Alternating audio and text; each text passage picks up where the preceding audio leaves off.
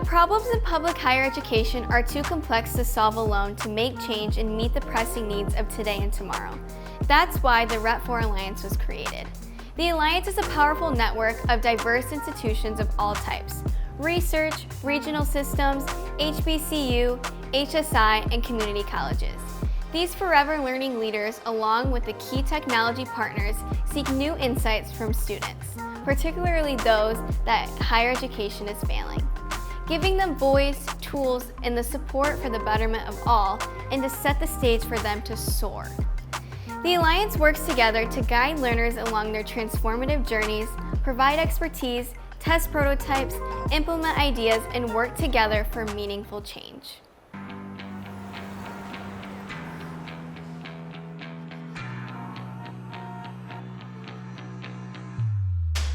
The power in this collective is once we identify the prototypes that can be transformative, is that we have to scale them.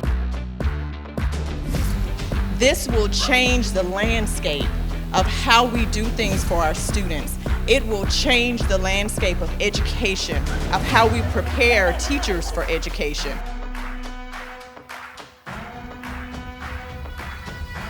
These students want to be heard. They want to have a hand in crafting the experience. Think about ourselves in collaboration, not in competition.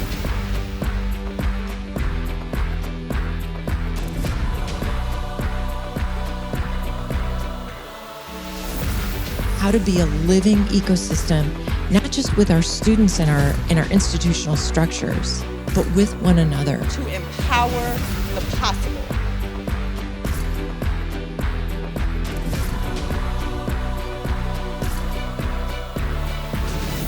We're going to be that drop of water that creates the ripple effect.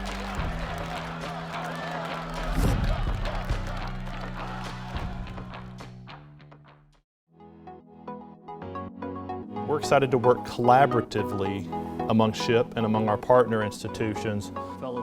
We have a group of presidents who are highly engaged in this whole process. And quite frankly, without having that leadership engagement, we wouldn't be able to spread the work the way that we need to spread it. One principle is that what we learn we want to share, because we want to make public education better everywhere. Education is a large and complex system, so change always will come slowly. So the purpose of an alliance is really to accelerate learning. It's to put our students, and particularly those we have been unable to serve in the numbers we want to serve, at the center of the conversation as designers, as supporters to the change process, so we know we can see where we're going. We can open up our minds to approaches we haven't yet considered. The importance for us at the college of being part of Rep4 is that it normalizes innovation rather than making it a scary word. There is a clear process and that we're not the only ones doing it.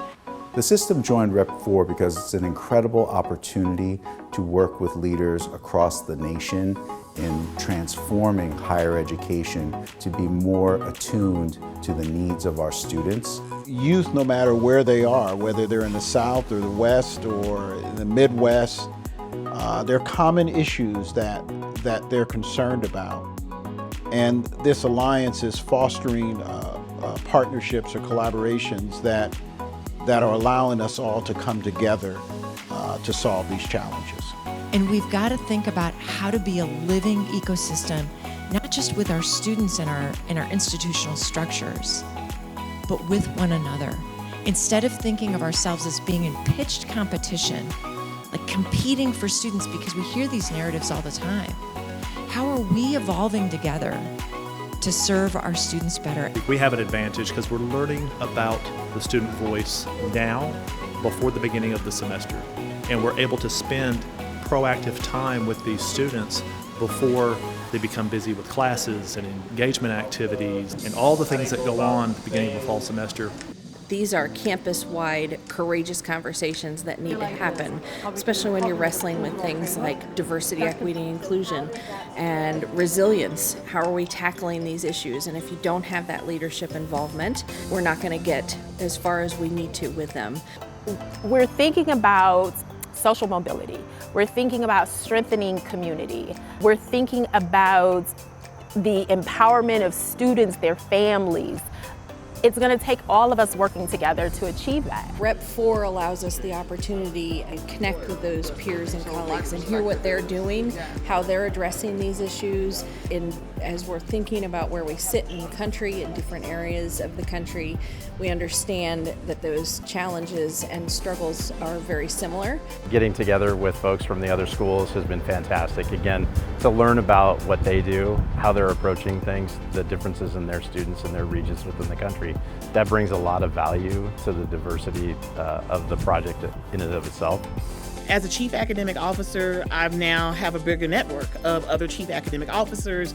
It's hard work and it requires peer support, peer learning. So I'm learning as a chief academic officer from other schools. They may be doing something really well. We're doing some things well, and sharing that piece has been very valuable for me just in my role.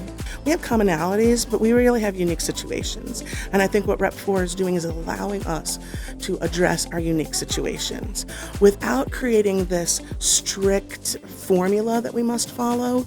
You've given us the tools to reshape our environment. So our voices are always stronger together. Having the opportunity to be a part of a national network, to be a part of a national alliance of institutions and institutional leaders that value this work, it broadens the opportunity for this to spread. It broadens the opportunity for this to get national attention. It broadens the opportunity for us to honestly create change. The issues we're talking about are a microcosm of society.